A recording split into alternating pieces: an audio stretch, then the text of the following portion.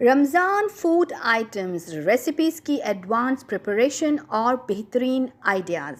अस्सलाम वालेकुम नाज़रीन, आज हम लाए हैं आपके लिए रमज़ान के हवाले से बहुत ही ज़बरदस्त किस्म के आइडियाज़, जिन्हें अपनाकर आप ना सिर्फ वक्त की बचत कर सकते हैं बल्कि घर के बच्चों, बड़ों और सभी का दिल भी जीत सकते हैं।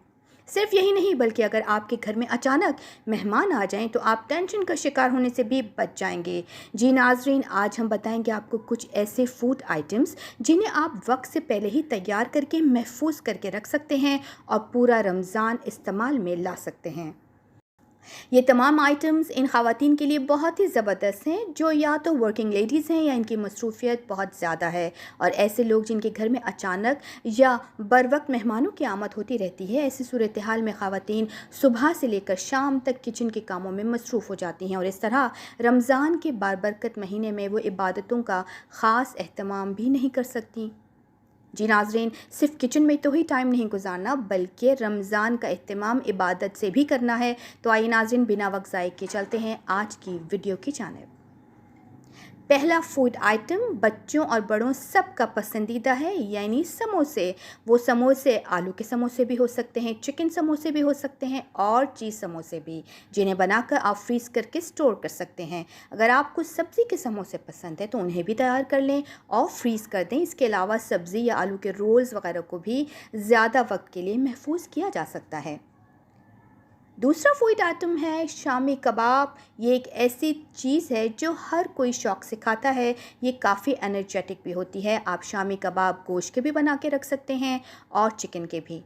रमज़ान में जैसे कि बच्चों का रोज़ा नहीं होता, वो दिन के किसी भी हिस्से में आपसे खाने का तकाज़ा कर सकते हैं। ऐसी सूरत हाल में आप उन्हें झटपट कबाब फ्राई करके बन या ब्रेड में रख कर दे सकती हैं। साथ में कुछ सैलेड भी काट कर डाल दें तो ग़िज़ाइयत में भी मज़ीद इजाफ़ा हो जाएगा। नाज़रीन, अगर आप इन सब चीज़ों को एडवांस में महफूज करने की आदत बना लेंगी, और अगर किसी दिन आपका काम करने को या तबीयत ख़राब हो या थकावट ज़्यादा हो चुकी हो, जो अचानक कोई मेहमान आ जाएं, तो ऐसी तमाम सूरत हाल में एडवांस तैयार की हुई ये तमाम अशिया आपकी इज़्ज़त और वक़ार में इजाफ़ा करती हैं। चना चाट का नाम सुनते ही सभी के मुंह में पानी आ जाता है। हमारे घरों में रमज़ान और ईद दोनों में चने को ख़ास अहमियत हासिल है। आप चनों को एडवांस में बॉयल करके रख सकती हैं और यूं ज़रूरत के वक्त कम वक्त में चाट तैयार कर सकते हैं। इसी तरह पकोड़े और समोसे हों या चाट और भल्ले, इनके साथ चटनी भी हो तो खाने का मज़ा दोबाला हो जाता है। आप पुदीने और धनिया की चटनी भी पहले से बना कर रख सकती हैं, बल्कि आप पुदीना और धनिया की बनी हुई हरी चटनी को ग्राइंड करके बर्फ़ के टुकड़ों वाली ट्रे में डालकर फ्रीज़ करके रख दें, और फिर जब भी ज़रूरत पड़े इस्तेमाल करें। तो आप उन क्यूब्स को निकाल कर दही में हस्ब ज़रूरत इस्तेमाल कर सकते हैं। इसी तरह आजकल सीज़न है स्ट्रॉबेरीज़ का, और स्ट्रॉबेरीज़ ख़त्म होने वाली हैं, लेकिन स्ट्रॉबेरी मिल्क शेक बच्चों बड़ों सब में बहुत मकबूल है। आप स्ट्रॉबेरीज़ को भी लेके उनको ग्राइंड करके उसमें चीनी डाल के उसको ग्राइंड करके, और इसी तरह आइस क्यूब ट्रे में आप उनको क्यूब्स की सूरत में फ्रीज़ कर दीजिए, और जब दिल चाहे आप मिल्क शेक बनाएँ।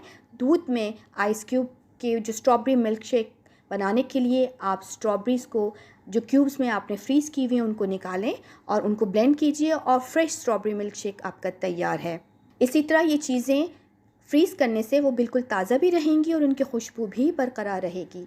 इमली की चटनी भी ज़ायक़े में मुनफरिद और लजीज़ होती है, वो भी आप बनाकर महफूज कर सकती हैं। बाज़ार की ठंडी और कार्बोनेटेड बॉटल्स को इस्तेमाल करने के बजाय घर में बनाए गए ताज़ा फलों से बने जूस और शरबत को अहमियत दें, जैसे कि लीमू की शिकंजवीन वगैरह। आप लीमू का रस निकाल कर उसे बर्फ़ के टुकड़ियों में इसी तरह फ्रीज़ कर सकती हैं, और ज़रूरत के वक्त अपने जायके के मुताबिक 2-3 टुकड़ियाँ इस्तेमाल करें। यूँ हर दफ़ा वो ताज़गी भरा जायका देंगी।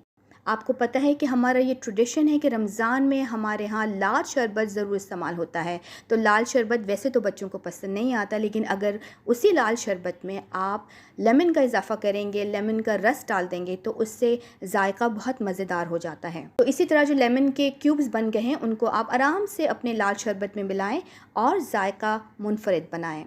नाज़रीन, आप बेहतर तौर पर जानते होंगे कि आपको कौन कौन सी चीज़ों को रमज़ान में वक्त से पहले ही बनाकर महफूज करना है।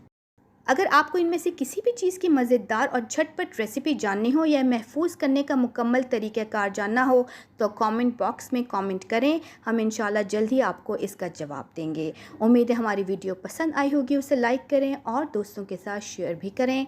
नए आने वाले से गुजारिश है कि हमारे चैनल को सब्सक्राइब करें, साथ ही बेल आइकॉन को भी क्लिक कर दें ताकि हर नई आने वाली मालूमाती वीडियोज़ आप तक पहुँच सकें।